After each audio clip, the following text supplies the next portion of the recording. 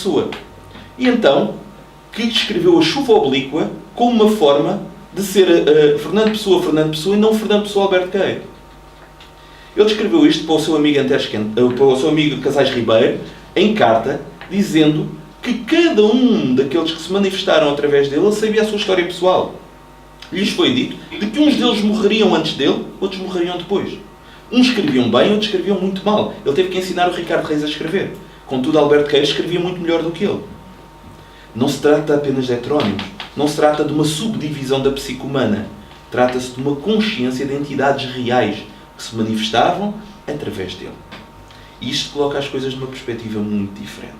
Só possível para aqueles que efetivamente acreditam que não só os espíritos existem, porque são aqueles que, como nós, atravessam o grande véu e passam a manifestar a sua ação sem a necessidade do corpo físico, mas que continuam a amar-nos, continuam a manifestar-se junto de nós, continuam a conversar connosco, continuam a ser mola real também para a nossa evolução. E como tal, isto é extraordinariamente consolador. E agora talvez já percebam um bocadinho melhor porque é que eu vos trouxe este tema. Porque dificilmente nós encontramos outra área onde isto seja tão evidente. Onde a prova da manifestação espiritual e a sua forte manifestação junto dos homens seja tão forte. Podes passar. É verdade. Viram quem é que estava na foto anterior, na imagem anterior? Dá aí um backspace. Só para aqui. Uhum. Sabe quem é este senhor?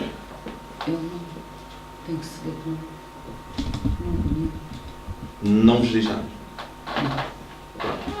Este senhor foi o senhor que, de alguma forma, compilou todos os Evangelhos e os transformou naquilo que nós hoje chamamos o Novo Testamento. São Jerónimo de Praga. Okay? Que, teoricamente, também fez a escolha relativamente aos Evangelhos que deveriam fazer parte da Vulgata Latina através da invocação dos Espíritos. Okay? Havia 12 Evangelhos, foram colocados em cima de uma mesa. São Jerónimo de Praga e alguns dos bispos de Roma pediram à espiritualidade que colocasse em cima da mesa, ou que deixasse em cima da mesa apenas aqueles que fariam parte da Vulgata Latina. E ficaram lá os 4 que nós conhecemos. Okay? Isto não é história. São os próprios historiadores da Igreja que acabam por nos confessar que efetivamente esta evocação aconteceu. Os outros foram considerados apócrifos e estes fizeram efetivamente parte da Vulgata Latina. Como vemos, há uma entidade a falar-lhe ao ouvido, não é? É essa a noção deste quadro. Podes passar à frente, se fizeres favor. Notas.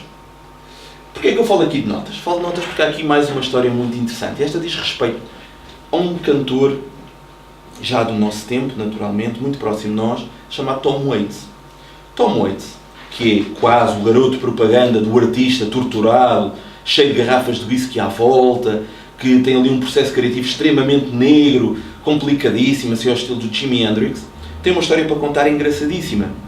E se não fosse ele a contá-la, dificilmente nós lhe daríamos qualquer crédito. Mas diz ele que estava na Alemanha, estava a conduzir numa autobahn, e que de repente sentiu uma melodia na sua cabeça. Ele começou a ficar obcecado com aquela melodia. Mas estava a conduzir. E então, como aquilo não lhe saía da cabeça, ele virou-se e gritou contra a melodia e disse: ouve lá, tu não percebes que eu estou a conduzir? Não tens educação? Epá, surge numa altura que eu te possa aproveitar. Ou então vai ter com o Leonard Cohen ou outro qualquer. Agora não me chateis. Ele parou o carro, foi para o hotel e passou a noite toda na varanda à espera que a melodia voltasse. A melodia não voltou. Cerca de uns meses depois, 2 ou 3 meses depois, ele ouviu a mesma melodia tocada por outro músico. E então, ele passou a ver o processo da criação de uma forma diferente. Bastante diferente. Porque é isto que acontece. Quando nós não estamos dispostos a ser os instrumentos daquilo que tem que nascer, ele vai procurar e encontrar outro. E se esse outro tiver capacidade para o tornar real, será isso que vai acontecer. Ok? Isso é muito importante. Já não tenho muito tempo. Passa à frente, se faz favor. Vamos falar de outro tipo de inspiração. Porque nós não encontramos a inspiração. Não passa. Passa. Ai, o meu computador não gosta de ti. Eu sei que eu tenho uma má relação com computadores, mas... Tens uma má relação com a informática, deixa assim. Espera lá, vamos fazer outra vez a mesma coisa. Mas ele não quer. Com licença, vamos ver se ele responde ao Escape. Se ele respondeu ao Escape muito bem, senão continuaremos a seco. Não há problema. Não seja por causa disso. Vamos aqui. Vamos aqui. Isto para quem está a filmar fica um bocadinho feio, não é? Que eu estou aqui de rabo ao ar, mas pronto. A vida é assim. E todos nós, uma vez ou outra, somos apanhados dessa maneira. Ora, o que está aqui a acontecer é precisamente o dia em que os direitos fundamentais da nação norte-americana foram, de alguma forma, compilados e consagrados. Portanto, falamos da Constituição norte-americana. Que quase toda a gente, quando nós falamos nisso, atribui apenas a um nome, verdade? Thomas Jefferson. Mas, na realidade, foi compilado e escrito por, e também, de alguma forma, imaginado por 3 indivíduos. Thomas Jefferson, é verdade, Adams e Benjamin Franklin. Portanto, foram os 3 que, efetivamente, estiveram na base da Constituição norte-americana. E quanto a estes 2 indivíduos que eu falei a seguir, estes 2 indivíduos que eu falei em primeiro lugar, John Adams e Thomas Jefferson, houve uma coisa muito interessante que aconteceu durante toda a sua vida. Adams foi o segundo presidente dos Estados Unidos e o primeiro vice-presidente dos Estados Unidos. Thomas Jefferson foi o segundo vice-presidente dos Estados Unidos e o terceiro presidente dos Estados Unidos. Toda a vida deles estiveram juntos.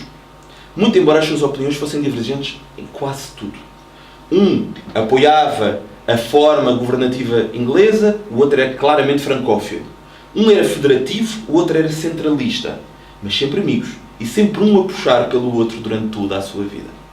O interessante, no meio desta história toda, é que os dois desencarnaram no mesmo dia, no dia em que a República Norte-Americana completou 50 anos, com um intervalo de 15 minutos.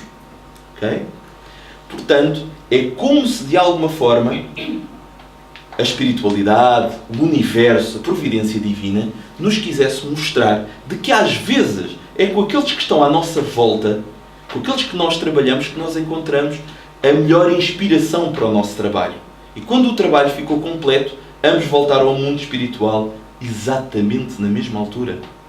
A inspiração não surge apenas daqueles que estão do outro lado da vida. Todos nós somos espíritos, todos nós somos passíveis de influenciar e ser influenciados pelos outros. A inspiração surge-nos da natureza. A inspiração surge-nos dos nossos amigos, dos nossos pais, dos grandes gestos praticados por pessoas que nós nem conhecemos. Nós podemos ir buscar a inspiração que é, de alguma forma, assessorada pela espiritualidade em tudo aquilo que nós vemos na nossa vida. E, como tal, isso acaba por ser ainda mais dinamizador relativamente à nossa vontade de nos mobilizarmos. Seja o que for que fizermos, nós vamos sempre ser assessorados. Sempre. É bom é que escolhamos aquilo que é melhor. Porque aquilo que é menos bom pode trazer para junto de nós indivíduos que nos vão assessorar sim, mas provavelmente não para aquilo que é o melhor, aquilo que é mais interessante. E eu gostava só de ver se o próximo vídeo abre, porque seria interessante completar com ele. Vamos ver.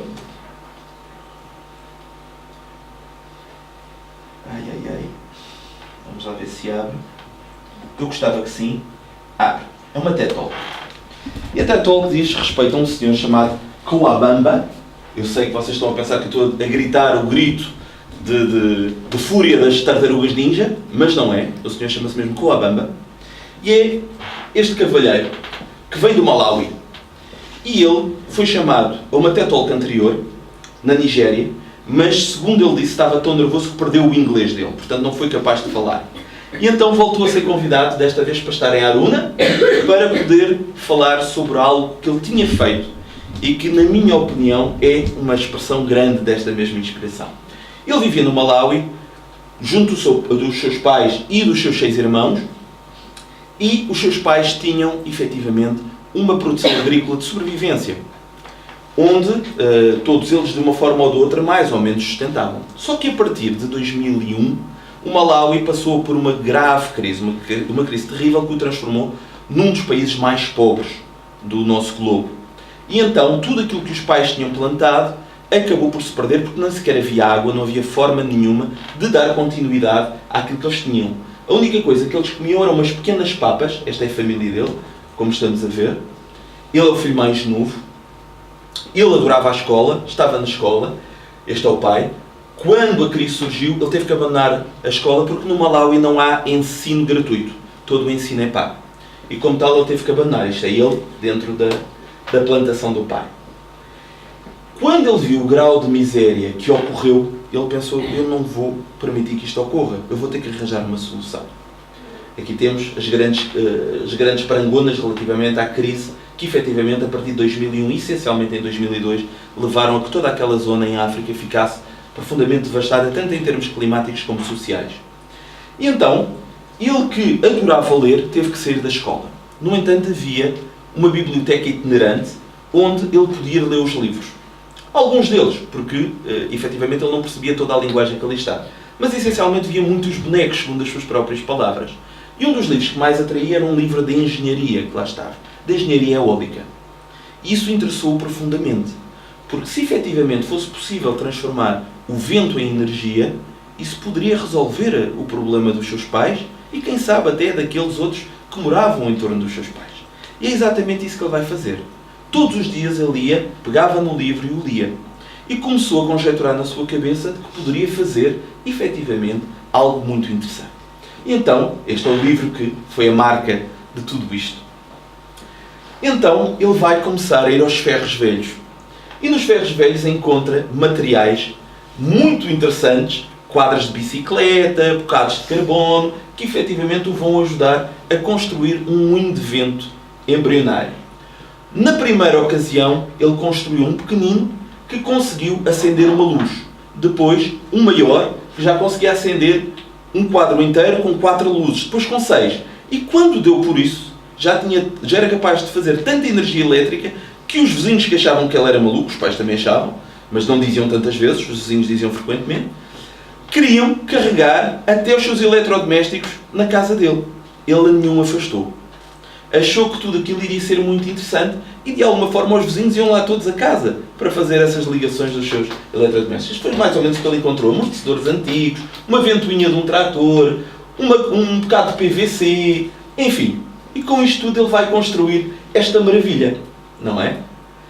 Que, de uma forma absolutamente artesanal, vai conseguir gerar eletricidade e vai conseguir movimentar água.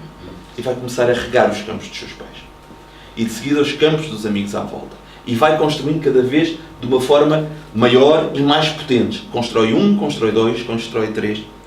Entretanto, começa a haver naturalmente um interesse muito grande da comunicação social sobre ele. E vão investigar o que é que ele andava a fazer. Convidam-no, efetivamente, a primeira vez para ir a Lagos, falar sobre esta questão. Ele foi lá, foi a primeira vez que ele andou de avião, foi a primeira vez que esteve num hotel e foi a primeira vez que teve contacto com a internet. Palavras interessantes as dele, tinha-me dado um jeito enorme, não é? Não era preciso estar ali, podia ter utilizado o grande oráculo Google para lhe dizer mais ou menos tudo aquilo que ele precisava de encontrar. E então, não tendo conseguido expressar-se neste mesmo dia pela emoção, ele foi convidado uma vez mais para falar aqui na TED Talk. E então, o que ele nos diz é o seguinte. Ele que escreveu um livro, o rapaz que conseguiu criar laços de amor e de solidariedade através do vento, é atualmente aluno da Universidade Norte-Americana do Minnesota, onde ganha uma bolsa. Devem calcular no que é que ele está a estudar, não é? Ele está a estudar Engenharia. E é atualmente um elemento considerado extraordinariamente inspirativo para as populações que muito pouco têm. Ele aqui diz para nunca desistirmos dos nossos sonhos. Para estarmos sempre atentos a todas as oportunidades em que podemos dar largas àquilo que nos é passado, em termos de ideal, em termos de pensamento, em termos das nossas melhores valências. Ele sente que hoje em dia pode ajudar os outros através precisamente do exemplo dele. Ele não tinha absolutamente nada, mas deixou-se envolver por algo que lhe deu uma motivação e uma força brutal. Essa força levou a fazer a conclusão relativamente a esta questão, melhorou a vida daqueles que estão à sua volta e atualmente ele já construiu 8 moinhos de vento na capital do Malawi, Lilongwe, e tem estado a construir também uma forma artesanal de painéis solares para também aumentar a possibilidade energética das regiões onde habita e também já em outros países. Portanto, o exemplo dele é absolutamente fascinante relativamente também a esta questão da inspiração. Porque nós podemos ser inspirados e sermos ao mesmo tempo inspiradores. E cada vez que damos largas às possibilidades que nos foram dadas pela misericórdia divina, cada vez que nos permitimos ser inspirados pelos melhores do outro lado, aqueles que mais acreditam em nós, aqueles que nos dão mais força para nós concluirmos a nossa programação reencarnatória da melhor forma possível, nós tornamos elementos de inspiração à nossa volta. Nós podemos inspirar os outros à nossa volta através do nosso exemplo? Sim. Como eu vos disse inicialmente, a única coisa que nunca pode gerar inspiração é o nada, é o desinteresse, é a inação, é o comodismo. Aí não há inspiração que nos valha. Mas se tivermos vontade, se tivermos abertura, se tivermos ginástica interior para nos tornarmos moldáveis àquilo que ouvimos e àquilo que sabemos, não nos cristalizarmos no nosso conhecimento nem na nossa arrogância, nós podemos sim ser elementos inspiradores e catapultarmos primeiro os nossos grupos sociais e depois a humanidade a uma escala maior. Portanto, inspiração ou criatividade? Não. Inspiração e criatividade. Porque uma e outra coisa estão ligados. Ok? Portanto, eu sou muito grato pela vossa atenção. E pronto. Não sei se há aqui lugar a perguntas ou não. Claro que sim, claro que sim. Perguntas fáceis, que eu saiba responder. A tentativa eu garanto, a resposta não garanto. Portanto, façam perguntas fáceis, que essas eu sei responder. As outras? Paulo, há bocado falava-se da questão da mediunidade, do cansaço. E isso acho que é uma questão importante a pôr. Porque dizia sempre, o médium pode ser perigoso trabalhar a mediunidade. E ainda há um bocado, fala sempre isso, porque ainda há pessoas que têm o receio da mediunidade. Certo. Há que ter receio da mediunidade? Não há que ter receio da mediunidade. Aliás, o indivíduo acaba por ser mais prejudicado pelo não aproveitamento da sua mediunidade do que pela sua utilização. Nós, quando extiolamos qualquer das possibilidades que nos são dadas, nós acabamos por sofrer as consequências disso. Obviamente que acontece quase como que uma atrofia de uma possibilidade, de uma capacidade que nós temos para oferecer. Portanto, a mediunidade, sendo levada com seriedade, com compreensão, sem vaidades, sem individualização particular, sem a noção de que somos maiores do que os outros, portanto, utilizando a mediunidade de uma forma honesta, séria, com muita disciplina e responsabilidade, é um instrumento de trabalho necessário e muito importante. Por vezes nós não encarnamos com dificuldades maiores a nível físico ou mental porque nascemos com a possibilidade de trabalharmos através da mediunidade, que de alguma forma é mais um instrumento que nos é dado para a reparação e para a evolução. O único risco que existe, como eu falava anteriormente com o nosso amigo Michelangelo, é não termos a noção real daquilo que é, efetivamente, o nosso limite físico. No Espiritismo, jamais nós diríamos a alguém: façam mediunidade o dia todo, estejam em processo mediúnico, em transe mediúnico o dia todo, porque é absolutamente impensável. Primeiro porque do outro lado, que são os nossos tutores espirituais, não estão sempre, obviamente, ligados apenas àquele trabalho. Eles têm muitas atividades para fazer. E se não estivermos devidamente assessorados, nós vamos estar a desgastar-nos. E isso sim é extraordinariamente perigoso, porque não estamos a ter aquela disciplina necessária. Agora, a mediunidade é, efetivamente, um instrumento de trabalho, é o tal sexto sentido com o qual nós temos que nos ir habituando cada vez mais. Portanto, a mediunidade, obviamente, que se nos foi, de alguma forma, colocada biologicamente, é, obviamente, para ser utilizada. E não é dom. E não? E não é dom. Não é dom. Não é dom nem é maldição. Pois. É instrumento de trabalho. Portanto, o médium nem é a bruxa, nem é o santo. Ok? Isso eram conversas das igrejas no século XV e XVI. Se as manifestações mediúnicas ocorressem dentro do seio da igreja, havia santidade. Se as manifestações mediúnicas ocorressem fora da igreja, havia bruxaria. Nem uma coisa, nem a outra. É o menor denominador comum. É um instrumento de trabalho. Desculpa. Tu disseste no início que uma das mediunidades que está a aparecer cada vez mais... Um bocadinho mais alta, Pedro, não se pergunta. Intuitivo, não é? Sim. Será que o sintoma disso é, por exemplo, este fim de semana passado, só aqui em Angra, houve, se não me engano, 4 lançamentos de livro. Ou seja, será que o sintoma disso cada vez mais gente a escrever? Prosa, poesia... E logo por isso há cada vez gente a querer lançar coisas... É uma boa questão. É uma boa questão. Naturalmente que quando falamos também da intuição e da inspiração, nós tentamos colocá-los na vertente de algo que acrescenta algo positivo à humanidade, não é? Há muitas manifestações ditas criativas que de alguma forma até são um obstáculo ao progresso. Há muita mistificação, há muita coisa com doutrinas filosóficas que até são atentatórias relativamente ao ser humano. Falando das coisas que são positivas, acredito que o que tu estás a dizer faça todo o sentido. Porque vejamos, a mediunidade, numa fase inicial, surge de uma forma muito ostensiva, muito visível, muito física, porque era necessário demonstrar de que efetivamente os espíritos estavam lá, manifestavam-se. Era preciso que nós os víssemos. Se não acontecesse dessa forma, nós não iríamos acreditar em nada que fosse subjetivo.